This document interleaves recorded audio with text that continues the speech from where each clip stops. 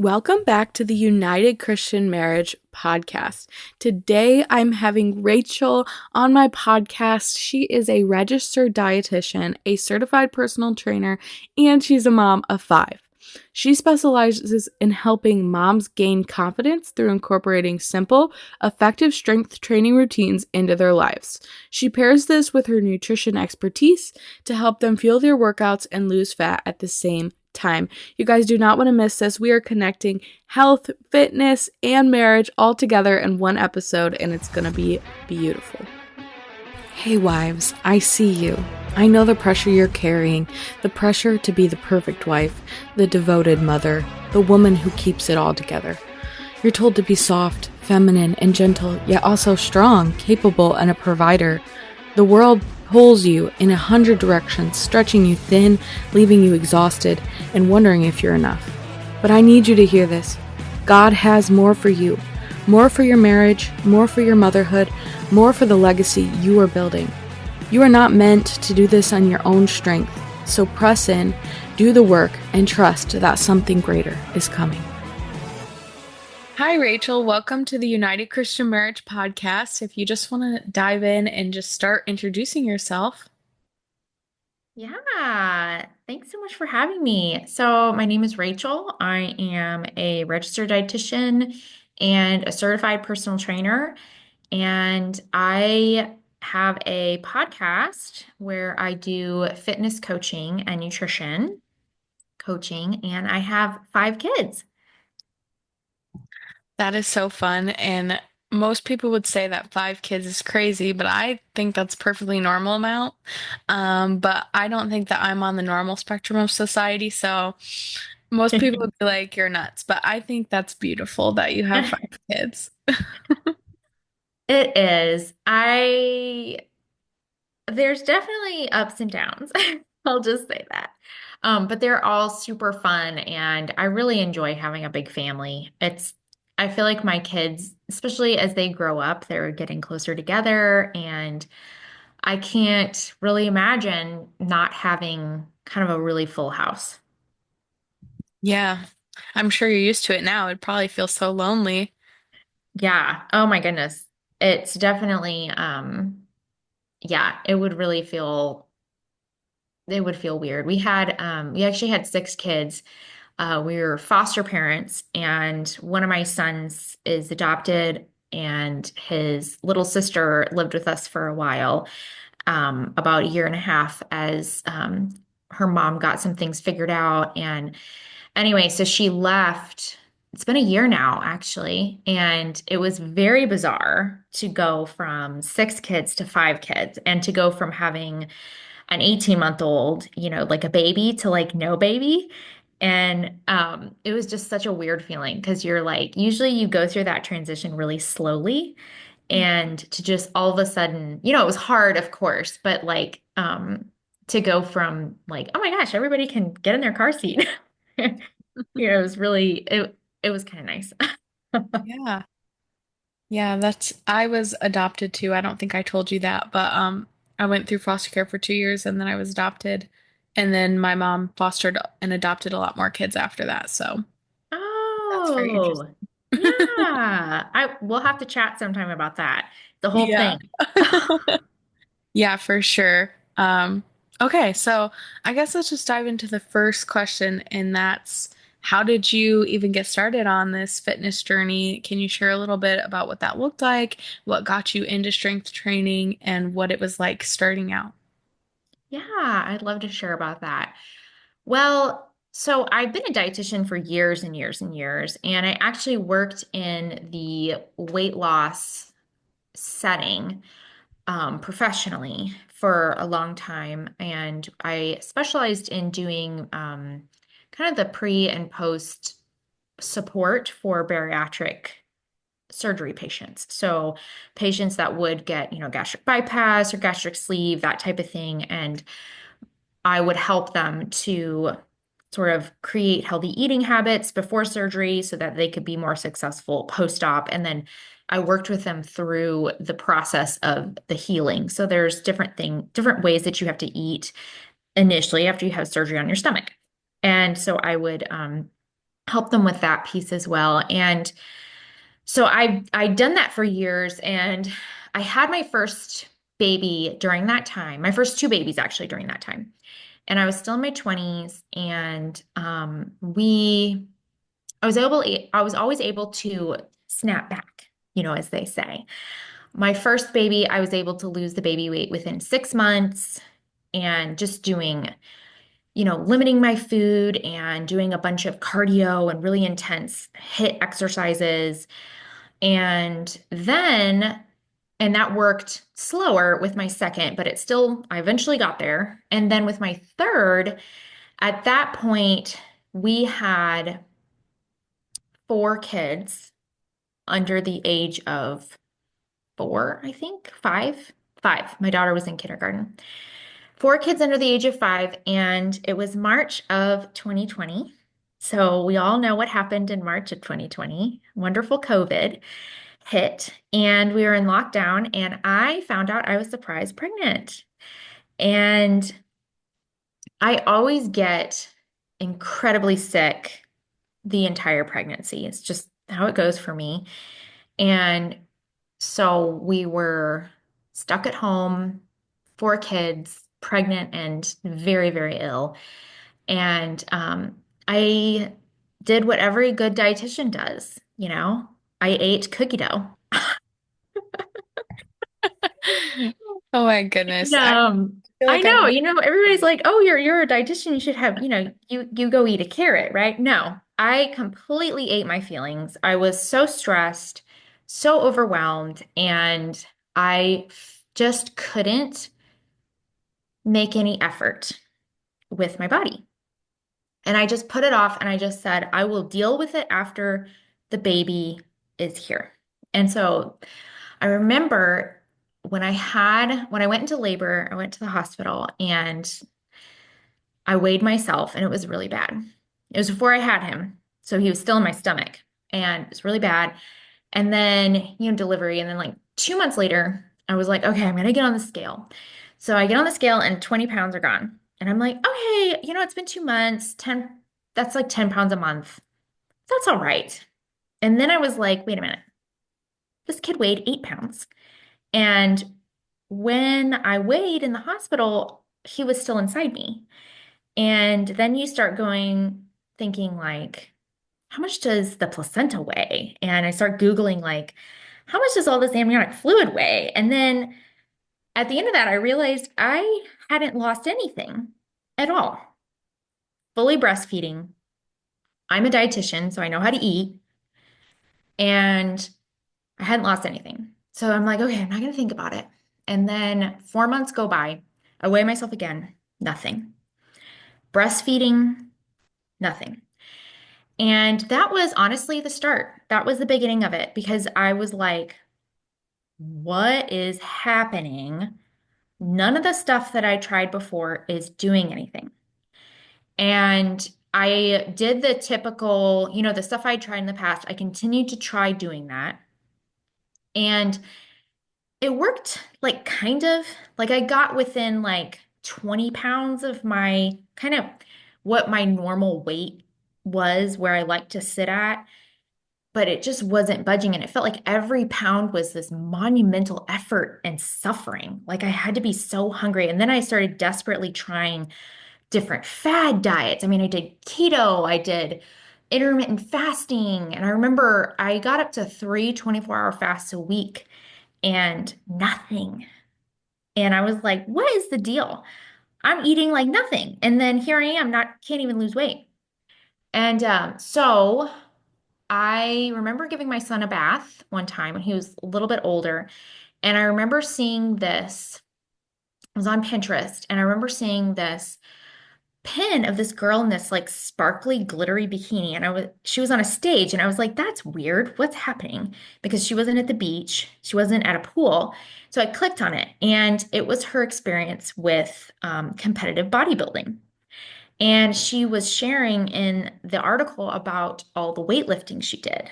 And I had this like light bulb moment of like, wait a minute, like she looks incredible, toned, lean, and you're telling me that she lifts weights to look like this? And then I'm over here spending all my time doing cardio, running on the treadmill, and doing all these crazy workout videos. And that's not how you get there. And so that point was the starting point for me. I was like, I'm going to try this because these bodybuilders have been doing this forever and they all look like this, you know? And so that was sort of the starting point for me was when I had this light bulb moment that if you actually want to be lean and toned, you need to lift weights. That's so good. I just have to ask you, like, so you started, but then, well, you had the idea to start, but then what came up for you? Like, was there fear? Was there like, what kind of hesitation did you have? Or were you just like so excited? You're like, I'm just gonna jump in, even if it's messy, like what was your mindset in that moment? So I think for me, I knew it's almost like I could see this crossroads in front of me. And there was like the one road that led to just continuing fat gain, continuing loss of health, and probably, given my family history, a future of high blood pressure, heart disease, and diabetes. And I could see that if I didn't do something, that's where I was headed. Because, I worked in the healthcare industry. I knew that's where I was going to go. And then it was like the other path was like, it was like that was my only choice. It was either accept that this is the new normal or make a change. And I was nervous because I didn't know what I was doing exactly. And there's this whole other thing of like walking into the weight section of your room, I mean, of your gym that's like full of these big, beefy men dropping weights and lifting 3,000 pounds. And you're over here a mom and you're like, am I even allowed to have a squat rack? And so um it was a lot to overcome, actually. It really was. I was pretty intimidated at first. That's so good.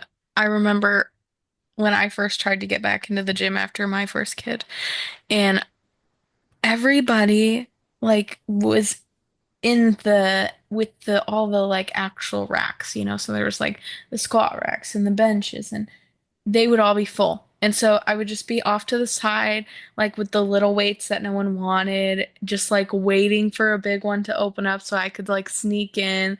And it can be so intimidating, especially if you're going at like a hot time where like everyone just got out of work or whatever and they're like at the gym. But yeah, so that's so good to bring up. And I guess my follow-up to that would be, how did you push through that? Like, how did you get yourself to keep showing up and keep going? So I think for me, it was sort of this recognizing that, and I remember I thought this to myself, I pay just as much in gym memberships as all of the rest of these people. And so I have every right to be here, even if I'm not very good at it, I'm not very strong, I'm kind of flabby. I still have 100% right to be here. And having that, I would just tell myself that. I didn't believe it, but I would just tell myself and like just be like this, like, just do it, Rachel, just do it, because this is what you want. And I also spent a lot of time considering my example to my daughter. I have a 10-year-old and I want her to know that she can show up in a space and claim that. Like she doesn't have to let what she fears other people are thinking to impact her actions. And I think that's such a subtle thing that we often don't realize that we are allowing, but we're allowing our perception of what other people are thinking to keep us from doing something that we know is good for us. And I guess I just sort of wrestled with not giving that lie power over me. That's so good because we talk about that a lot on this podcast too, is like, what is the legacy that you came from? And so, like, you were looking at that in the terms of like your health, like, this is what I came from. but then we get put in this position where we can choose to either continue in that or choose something different. And then it's that legacy of like, what do we want the legacy for our children to look like? And even our children's children, like, what do we want to instill now for the generations that are going to come after us? And what Mhm. are we doing about it? And so I love that, like, you kind of incorporate that piece in because I try to consider that in every area of my life because it's so important, especially since, like, you kind of know my story, I think, a little bit, but like me and my husband came from extreme dysfunction in our families and lots of like addiction and like children getting their like taken away from their homes. Like it was constantly unstable. And so we thought about that a lot. And it's so important with your health because if you can't, like, if you're not healthy, then you're reducing the amount of life and energy that you get to give to your kids and then their kids, and we all want to show up for our grandkids one day and have energy to play with them. So that's so good. Yeah, and I think it deals with identity as well. One of the first things that I teach my students in my program is that they are an athlete, and it doesn't matter if they're overweight, if they're obese, if they're not strong, if they're a mom, any of those things. When you step into the weight room and you pick up those weights, you're an athlete and you need to start thinking of yourself in that way. And it really transforms the way that you eat, which is a whole different beast. I teach my students that we eat to fuel our training. Yes, we still want fat loss, but we eat to fuel our training. We do not um, restrict our food, or we don't exercise to punish ourselves for the fact that we eat. It's not like this transactional thing. It's we are fueling our bodies and we are treating our bodies well so that they can perform optimally in the gym. And so it goes back to that identity of how do you see yourself? If you see yourself as, well, I'm not really an athlete, I don't belong here, I'm not good at this, then you're probably not going to be very successful with strength training if you continue in that lie. But if you say, no, I'm choosing to believe that I'm an athlete and I have every right to be here, then you're going to. Yes, that's so true. Our thoughts do affect how we feel and then how we show up. And that is, in the end, what will create the legacy of our lives. So I love that you bring that up. And I just want to take a moment to like connect this because this is a marriage podcast. And so, like, how has this affected your marriage? How has this improved your marriage? And what does that dynamic look like for you and your husband? Yeah. So I think one of the biggest ways that it's transformed or changed our marriage, I guess, I feel like transform is just used a lot, but it's impacted our marriage is in the area of having a common interest with your spouse. I love that we can just have these conversations about how things are going in the gym and how much did you lift for this and what are you how many reps did you do for this and what are you doing for this and like it's this constant common interest. And when we work out together, which we don't do a whole lot, we actually work out independently most of the time, but sometimes we are able to work out actually together. He spots me and I'll spot him. And it's this, it's really cool to have a common interest connection.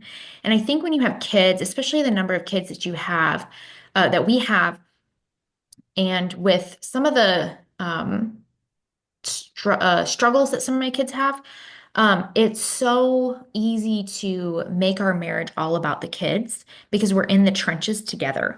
And having this common focus in our life for personal development and development of our body really is helpful. So that's one way. The other piece has been in my own confidence and even in my husband's confidence. I can see he stands taller. His shoulders are a little more back. He's just more confident. And the same thing with me. I mean, it's crazy. I feel so good.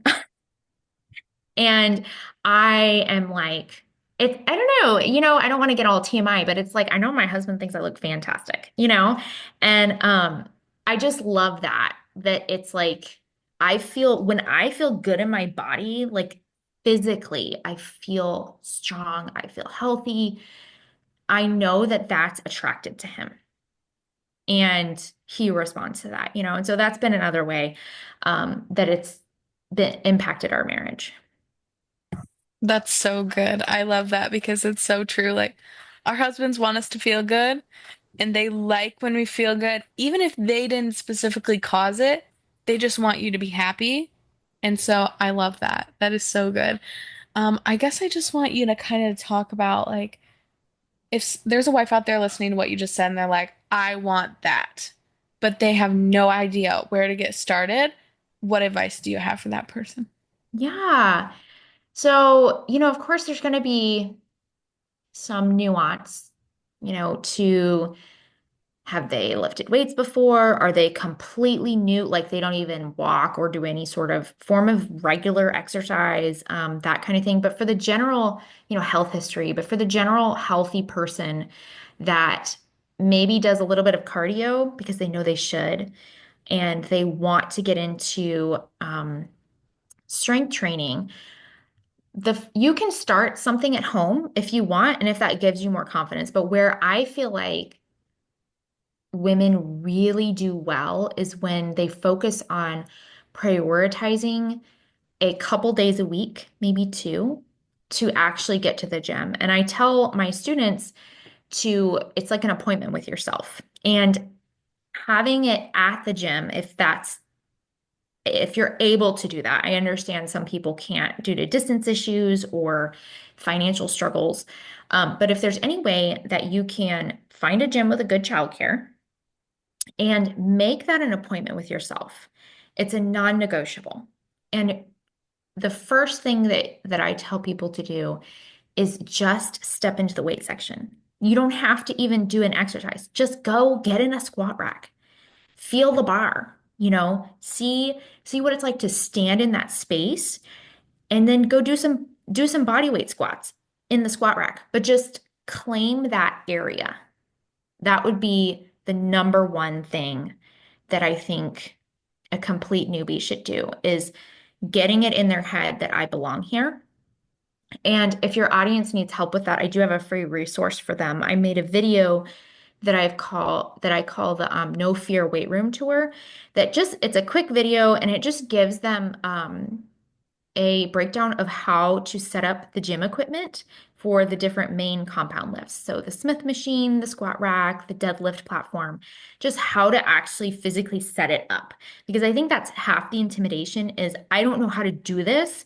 I don't want to ask somebody for help because all the trainers on the floor well, maybe there's nobody on the floor or they're all super beefy men that are personal trainers, you may feel intimidated from that aspect. And so this video will just show you how to do it. I love that, and we will definitely link that in the show notes. I also have more of a selfish question that I like did not even put in here, but I just thought about it as you were saying it because I've always wondered this, and I don't know if you have anything to like speak to this, but how do you go about like modesty in the gym? Because I know that like when I would go to the gym, it was just like sometimes people were not even fully dressed, you know? And for me, like modesty is a big thing for me, and that's important to my husband too. Like if he knows that I'm leaving to the gym, I know that he would want me to be wearing something that's modest, especially if I'm doing like squats or something. And so that may not be a concern for everyone, but like for the people who are concerned about that, what advice would you have for them as far as like dressing in a way that feels confident and comfortable, but still like somewhat modest? Mm. I've actually never been asked that question before, but you're completely right. It for a lot of people, I mean, I go to a YMCA, so I think we're a little more mm, conservative. Most of us are moms and older people, at the times that I usually go. But I think that's definitely something to think about. And especially because a lot of times the gyms will look more like maybe the side of a swimming pool than an actual gym. And there's a balance, and this is just my opinion. So I haven't like thought about this from like a big, necessarily deep biblical perspective. There's a balance, I think, between functionality and comfort and modesty. I know that for me, I don't feel comfortable in, for example, shorts or pants that have a lot of extra fabric because it bunches under the barbell and it's painful. And so, for me, I just focus on myself, honestly. That's the short answer. I focus on what I feel comfortable in and what I feel like is appropriate for me to wear. And I try not to worry about anybody else. But I mean, this is kind of my typical look, like a t-shirt, and then I wear like some leggings or whatever because I can't handle having the shorts material bunching under the barbell for like hip thrusts or if you're doing bench press, if you're wearing anything like shorts that have a wider leg, I'd rather not have people looking straight up into my shorts. So something that's closer fitting in my legs, I feel more comfortable in because people can't see up. Yeah, Those that's are my thoughts on that. thank you for sharing that. I know that I totally did not prepare you for that one, but it just like came to me in an instant. It's a real thing. I mean, going around in basically a bikini top is kind of normal now in the gym. And so it's a valid question. Yeah. Yeah, I think baggy tees is usually like a safe way to go, or like maybe a longer t-shirt.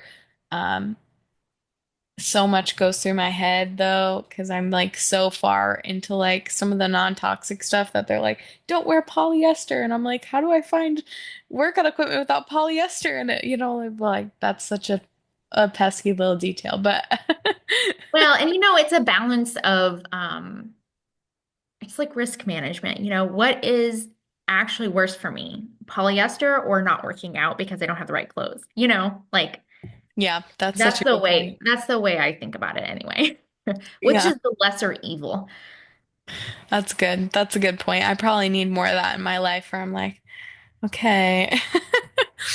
Okay, so I really want to know, like, for moms, if they feel like they have no time for fitness, what do you say to them? Like, how do they sneak this in if, say, like, they live an hour from the closest gym and, they have kids in the home most of the time? Yeah. So that's honestly a lot of the struggle that a lot of my moms have. If they cannot access a gym, then they can do something like what you did, find some inexpensive weight equipment from Facebook Marketplace. That's a great option. And I think the thing is prioritizing. So really taking, and I teach what's called the core needs prioritization in my program. And it's where we sit there and we look at what are the core things, the non-negotiables that I need to do in this week to be successful in the role that I'm in. So I'm a mom, I'm a wife. And so there's things that have to be done for me to be successful in that role. I need to have one-on-one time with my kids. I need to have time with the Lord. I need to have time to meal plan and time to take care of the house and clean and do laundry and like that kind of stuff. And so I teach them to take those things and kind of like what you do with the Sunday sit down. I sit down with my husband and we map that out for the week that's coming up. And we say, okay, when are we going to the gym? Because a lot of times we will say, oh, I wish I had time to work out. I wish I had time to spend one-on-one time with my kids or whatever it is, right? But what we fill our week with is not the things that are moving that needle forward. And so I help my students to figure out how to get those things in so that they're not an afterthought. They're not a negotiable item. They go before kids' extracurricular activities. They go before volunteering somewhere. Because if I cannot take care of my body well, I have no business adding in extra things that aren't going to help me be the best mom I can be. It's important that we take care of our bodies as wives and moms so that we can be the best mom. And so that's kind of the first step is reframing it as a negotiable in your life and then starting small, like, and protecting that time.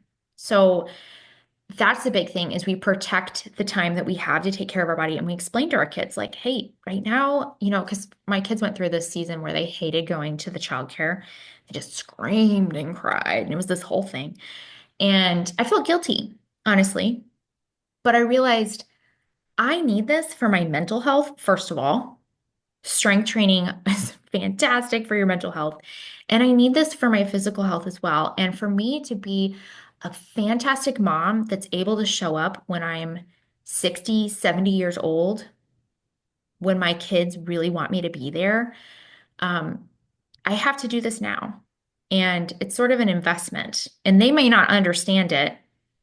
Um, but I also feel like it's this opportunity to teach them that exercise is important. And we are a soul, but we also have a body, and taking care of that body is really important as well. And so I think just protecting a pocket of time and doing whatever it is that you feel like is going to move the needle forward in that time, and prioritizing that, I think is the first thing and what I would suggest, like at the beginning. It could be just a 10-minute workout with dumbbells. If that's all you have capacity for, that's fine. Just show up for it. That's so good. Okay, so if they're like sitting on the fence or they want some hand holding through this, I know you have a couple different things where you help people. So can you just talk a little bit about like how you help people get started in this?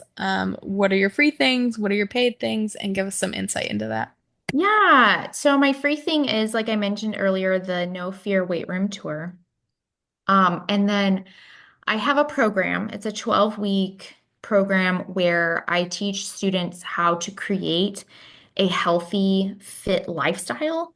And we talk about macronutrition, we talk about meal planning, we talk about, like, I give them the actual exercises I want them to do, and I take them from a complete and experienced um, lifter, no experience is required, to somebody that is able to successfully know how to do the heavy compound lifts. And so I have a whole process for it that teaches them how to safely strength train, because that's a big thing. I mean, you don't just want to walk in there and think you can lift up a 100-pound barbell. You have to be smart about it. And so I teach those essential things like, how do you prevent injury? How do you brace your core? How do you really help yourself make this part of your lifestyle? Because that's the focus. So my program is called Fit Lifestyle in a Box, and it's everything because I'm a dietitian and I'm a personal trainer. I can hit help them create their lifestyle in both of those areas in a holistic way that fits your life as a busy mom, because I get it. I've got 5 kids. That's so good. And you have a podcast too, right? Do you want to tell us a little bit about your podcast? Of course. Yeah. So my podcast is called Effective Weight Loss for Moms, and I give so much just free information on there. So feel free to check out the podcast. I really dive deep into the nutrition side of things, the exercise side of things, and um, also the mindset. Like, how do we handle? I love what you said. You cut off a little bit there at the end, I think, but you had said you teach a little bit on the mindset part too. And then I really want you to just give like one final thing before we go. If someone's just like, I just want to get started this week, what would you advise them to do if they've like never done anything even remotely close to weightlifting? Yeah. So if you've never done anything, you're a total newbie, then I think a great place to start is body weight squats. Do try and do 20. If you can't do 20, do 10. If you can't do 10, do 5. Wherever you're starting, that's fine. Just make sure that you are challenging yourself in some way. Okay, I have a follow-up to that. What if you're like a granny and your knees hurt? Oh, if you're a granny and your knees hurt, I love it. Well, squatting is good for grannies too. People with knee pain, though, typically I would suggest just not going to full depth. So it may be a quarter squat, whatever is a challenge for you. I like to say that um, you know your starting point and you know your body. And that's a big part of what I teach in my program is like this awareness of how we're feeling. Like after we do every set, we are considering I have like a whole method that I teach of how do we think about how did that set feel? How did I feel good? How many more reps could I have done if I was pushed? What is failure like for me? Like training to failure. My body can't do it anymore with good form. Like, what does that look like for me? And so if you're a granny and your knees hurt, it could be that you need to start with a quarter squat where you just go down a little bit and you go up. Or if squats are completely off the table for you, you might need some physical therapy. Okay, that was so good. Thank you for answering that. Um, okay, well, thank you so much for joining me today. I think it's been such a pleasure, and I'm sure this is going to bless very many people. So thank you. Of course. Yeah. Glad to be here. Thank you so much for listening to this episode. I hope you got so much value out of it. And if you loved this episode, could you do me a quick favor and click 5 stars and leave me a review? It would do wonders for spreading the podcast out to other people who need it, and it only takes a few seconds.